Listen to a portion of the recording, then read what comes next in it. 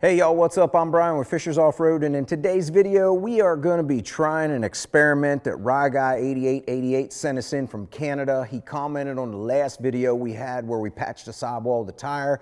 He said, I'm sure y'all don't get a lot of snow where you're at there in Tennessee, but up here in Canada we get a ton of snow and ice, and a lot of times what happens when we're riding is we'll actually cut the valve stem or shear that valve stem completely off.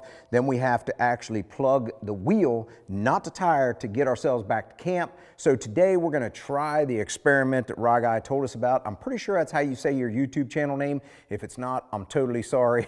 But anyhow, we're going to be doing your experiment today and seeing if this works. So it could work or it could be a total catastrophe. I don't even know, but we're going to find out right here today. So let's go. So the first thing we want to do is we want to take this valve stem. It is holding air. I checked the air pressure.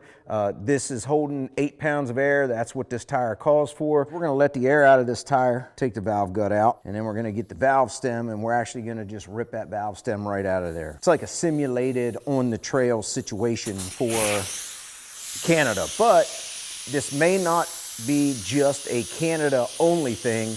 This could be anywhere. If you cut your valve stem or if you shear it off, this could be a lifesaver for you. Now that we got the valve stem removed, we're gonna go ahead and add a couple plugs to this bad boy. These are the like licorice style plugs that I was telling y'all about in the last video with the sidewall repair. Here we go. I have no idea what I'm doing here, so we're just gonna start. We're going to start with this one, and that thing is nice and sticky, and I would imagine that's how you want it.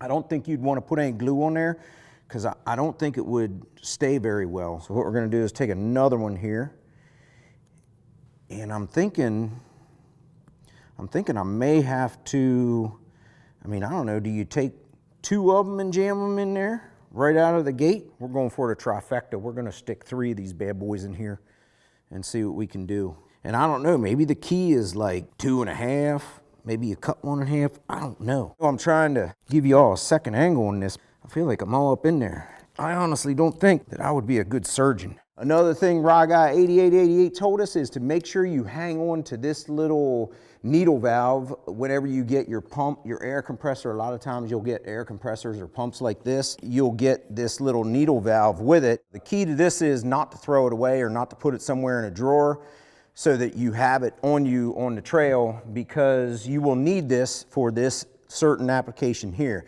Now, a lot of times we use these to pump up basketballs, footballs, stuff like that. So we're gonna put this in here and we're gonna see if it will pump this up. And then once you pull it out, the glue from the plugs actually seal up the hole. Well, there we go, y'all. We got air in it. Let's give it a shot of some water and see if it's leaking. I don't see any bubbles, so we're not leaking. That's in there.